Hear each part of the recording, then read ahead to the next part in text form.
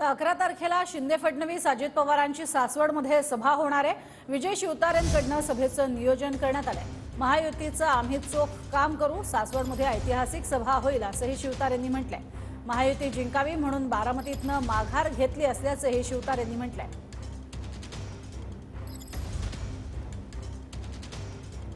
यापूर्वी आपण बघितलं होतं विजय शिवतारे हे आक्रमक होते। काहीही झालं तरी बारामतीतनं अपक्ष मी लढणार असं म्हटलं होतं आणि त्यानंतर मात्र त्यांची समजूत काढण्यात यश आलेलं आहे। देवेंद्र फडणवीस यांची त्यांची भेट झाली आणि त्यानंतर मात्र आता त्यांची महायुतीचं काम करण्यासाठी आम्ही सज्ज आहोत, ऐतिहासिक सभा होईल असं त्यांचं म्हणणं आहे।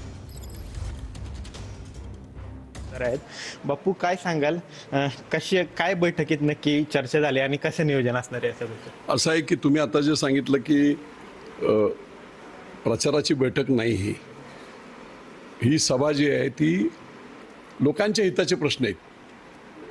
वैयक्तिक माझ्या बाबतीतले काही प्रश्न नाही आहेत। विधानसभा अजून पुढे आहे, विधानसभेच्या बाबतीत नेत्यांना काय बोलायचं असेल ते बोलेल, त्या संदर्भात माझी चर्चा मी म्हटलं होतं विधानसभा पुढे आहे।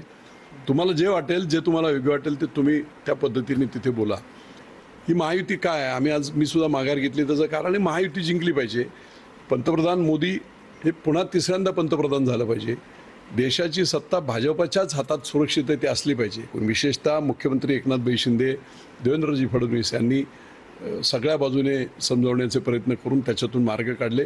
सगळ्या मतदारसंघातले ज्वलंत प्रश्न ते मांडलेले होते, त्याला जे मान्यता दिल्या आहेत त्यांच्या तोंडातून हे जनतेला सांगतील आणि म्हणून सगळ्या मतदारसंघातून लोक येणार आहेत आणि टोलेजंग अशी अतिशय ऐतिहासिक असं सभा होईल। त्या सभेचं आज सगळं नियोजन झालं, शिवसैनिक सगळे आले होते, प्रचंड उत्साह आहे आणि या प्रचंड उत्साहामध्ये निश्चितपणे मग आम्ही ठरलेलं महायुतीचं जे काम आहे ते चोख करू। ही सभा बारामती लोकसभा मतदारसंघातील इतर सर्व मतदारसंघात मतदारांना एक वेगळ्या प्रकारची स्फूर्ती आणि उत्साह देणारे असेल, एवढंच।